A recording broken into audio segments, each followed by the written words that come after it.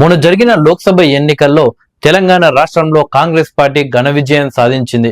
నిజానికి కాంగ్రెస్ పార్టీ 13 స్థానాలు సాధిస్తుంది అని అందరూ అనుకున్నారు. కానీ ఎవరు ఊహించని విధంగా బీజేపీ పార్టీ 8 సీట్లు సాధించడం జరిగింది. బీఆర్ఎస్ పార్టీకి సంబంధించిన ఓట్ బ్యాంక్ కాస్త బీజేపీకి మళ్లడంతో చాలా వరకు బీఆర్ఎస్ పార్టీ నాయకులు మేము గెలవకపోయినా సరే కానీ కాంగ్రెస్ పార్టీ మాత్రం గెలవద్దు అనే ఒక సిద్ధాంతం ఏదైతే అసెంబ్లీ ఎన్నికల్లో చూపారో లోక్సభ ఎన్నికల్లో కూడా కంటిన్యూ చేసినట్లు కాంగ్రెస్ పార్టీ నాయకులు ఆరోపిస్తున్నారు.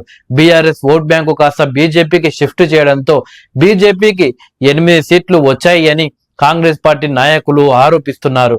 అయితే ముఖ్యంగా భువనగిరి, నల్గొండ లోక్సభ స్థానాలను కాంగ్రెస్ పార్టీ విజయవంతంగా గెలుచుకుంది. నల్గొండ జిల్లాలో అలాగే ఖమ్మంలో కాంగ్రెస్ పార్టీ ఎంత బలంగా ఉందో ప్రత్యేకంగా చెప్పనక్కర్లేదు.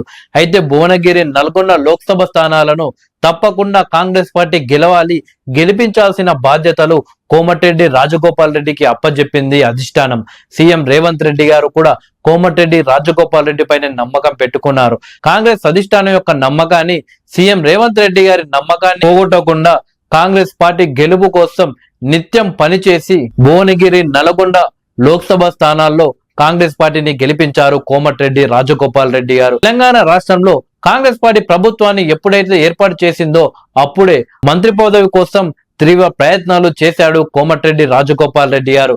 కానీ కోమటిరెడ్డి వెంకటరెడ్డి గారికి మంత్రి పదవి ఇవ్వడంతో కోమటిరెడ్డి రాజగోపాల్ రెడ్డికి మంత్రి పదవి ఇవ్వలేదు కాంగ్రెస్ పార్టీ. ఎన్నికలకు ముందు మునగోడు ఉప ఎన్నికకు వెళ్లి బీజేపీ పార్టీలోకి వెళ్లాడు కోమటిరెడ్డి రాజగోపాల్ రెడ్డి గారు. మునగోడులో బీజేపీ తరపున పోటీ చేసి రాజగోపాల్ రెడ్డి గారు ఓటమి పాలయ్యారు. అయితే అతి తక్కువ కాలంలోనే కోమటిరెడ్డి రాజగోపాల్ రెడ్డి గారు మేల్కొని మళ్ళీ తిరిగి కాంగ్రెస్ పార్టీలో చేరారు.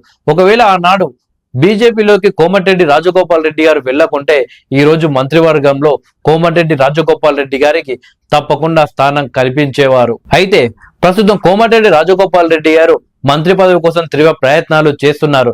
నల్గొండ, భువనగిరి లోక్సభ స్థానాలను గెలిపిస్తే తప్పకుండా కోమటిరెడ్డి రాజగోపాల్ రెడ్డి గారికి మంత్రి పదవి ఇస్తామని అధిష్టానం హామీ ఇచ్చినట్టు సమాచారం. అయితే 2 స్థానాలు గెలవడంతో ఇక మంత్రి పదవి కోసం కోమటిరెడ్డి రాజగోపాల్ రెడ్డి గారు మరోసారి అధిష్టానాన్ని కలవడానికి ప్రయత్నాలు చేస్తున్నట్టు తెలుస్తుంది.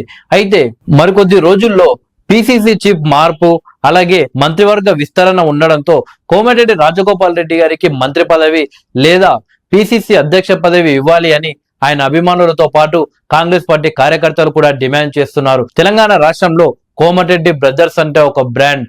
వాళ్ళు నాయకులను తయారు చేయడమే తప్పితే నాయకులను ముంచడం అనేది లేదు.